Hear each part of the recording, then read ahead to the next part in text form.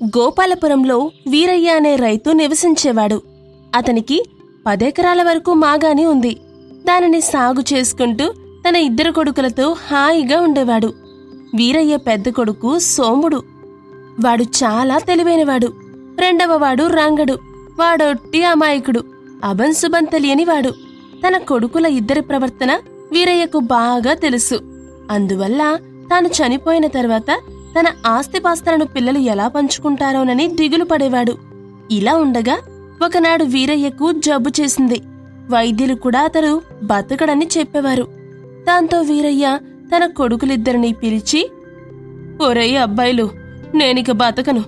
అందువల్ల నా యావదాస్తిని మీరిద్దరూ గొడవ పడకుండా సమానంగా పంచుకోండి అంటూ తాను సంపాదించిన కొన్ని ఆవులను, 10 ఎకరాల పొలాన్ని, 2 ఇళ్లను కొడుకులకిచ్చి కన్నుమూశాడు. వీరయ్య మరణించాక సోముడు, రంగడు కూర్చుని తమ తండ్రిచ్చిన ఆస్తిని ఎలా పంచుకోవాలో ఆలోచనలో పడ్డారు. అయితే సోముడు తెలివైనవాడు కాబట్టి అతడు తన తమ్ముడు రంగణ్ణి పిలిచి, ఒరేయ్ తమ్ముడు, నాన్న తన సంపాదించిన ఆస్తిని మనిద్దరిని సమానంగా పంచుకోమన్నాడు. అందువల్ల వాటిని మనిద్దరం సమానంగా పంచుకుందాం అన్నాడు. అమాయకుడైన రంగడు సోముడి మాటలకు తలూపాడు. అయితే నాన్న మనకు 50 ఆవులిచ్చాడు. ఆవులను మనం పంచుకోలేం కాబట్టి ఆవుల ముందు భాగం నువ్వు తీసుకో, నేను వెనుక భాగం తీసుకుంటాను అన్నాడు. దానికి రంగడు సరేనన్నాడు. ఇక నాన్న మనకు 2 ఇళ్ళిచ్చారు. వీటిని మొదటి 15 రోజులు నువ్వు చూసుకో, చివరి 15 రోజులు నేను చూసుకుంటాను అన్నాడు. ఇక ఎండాకాలమంతా పొలాన్ని నువ్వు చూసుకో, వర్షాకాలం నేను చూసుకుంటాను అన్నాడు. అమాయకుడైన రంగడు సోముడి మోసాన్ని గ్రహించలేక సరేనన్నాడు.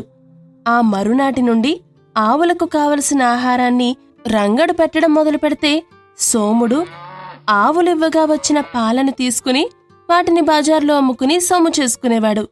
అలాగే ఎండాకాలమంతా రంగడు కష్టపడి పొలాన్ని దున్నితే వర్షాకాలంలో పంటలు వేసి పంటల్ని బాగా పండించి సొమ్ము చేసుకునేవాడు.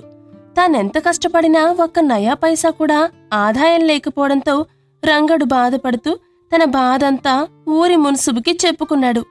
ఆ ఊరి మున్సబు రంగడి కథంతా విని సోముడు తెలివిగా తన తమ్ముడు రంగడిని మోసం చేస్తున్నాడని తెలుసుకుని ఈ విషయం రంగడికి అర్థమయ్యేలా చెప్పి అతనికో రహస్యం చెప్పాడు. రంగడు మున్సబు చెప్పిన ఉపాయాన్ని తెలుసుకుని ఆ మర్నాడే దానిని ఆచరణలో పెట్టాడు. ఆ మర్నాడు ఉదయం ఆవులకు మేత వేయడం మానేసి దానికి బదులు నీరు పట్టించడం మొదలుపెట్టాడు. అది గమనించిన సోముడు రంగడి దగ్గరికి వచ్చి, మేత వేయకుండా ఆవులకు నీరు పట్టిస్తున్నావేంటి అన్నాడు. అది కాదన్నయ్యా, ఆవులకి ఒంట్లో నీరు లేదట, అందువల్ల మేతకు బదులు నీరు పట్టించమన్నారు, అందుకే ఇలా చేస్తున్నాను అన్నాడు. మేత లేకపోతే ఆవులు పాలివ్వవని సోముడికి తెలుసు. అందుకే కాళ్ల బేరానికొస్తూ ఆవులకి నీరు బదులు మేత కూడా కావాలి, అప్పుడే అవి పాలిస్తాయి. ఇదిగో ఈ డబ్బుతో మేత తెచ్చి ఆవులకు పెట్టు.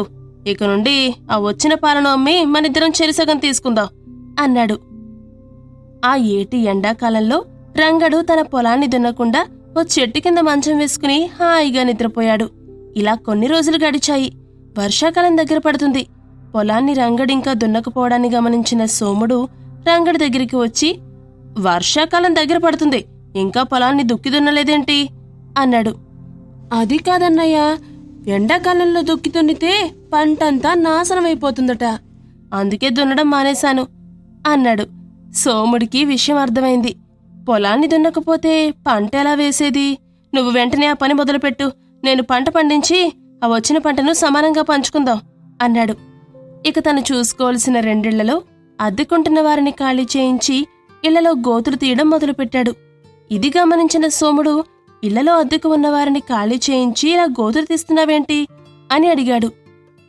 అది కాదన్నయ్యా, మన ఇళ్లలో పందికొక్కులు ఎక్కువైపోయాయట, అందుకనే వాటిని చంపడం కోసం ఈ గోతులు తవ్వుతున్నాను. మొదటి 15 రోజుల్లో నా పని పూర్తి చేస్తానులే అన్నాడు. నువ్వు పూర్తి చేస్తావు, కాని గోతులున్నింట్లో ఎవరద్దెకు దిగుతారా? సరే, వెంటనే ఆ గోతులు పూడ్చి ఇక నుండి 2 ఇళ్ల నుంచి వచ్చిన అద్దెను సమానంగా పంచుకుందాంలే అన్నాడు. ఇలా సోముడి మోసానికి గురైన రంగడు మున్సబు సహాయంతో తిరిగి తండ్రిచ్చిన ఆస్తిని సోముడితో సమానంగా అనుభవించి ధనవంతుడయ్యాడు.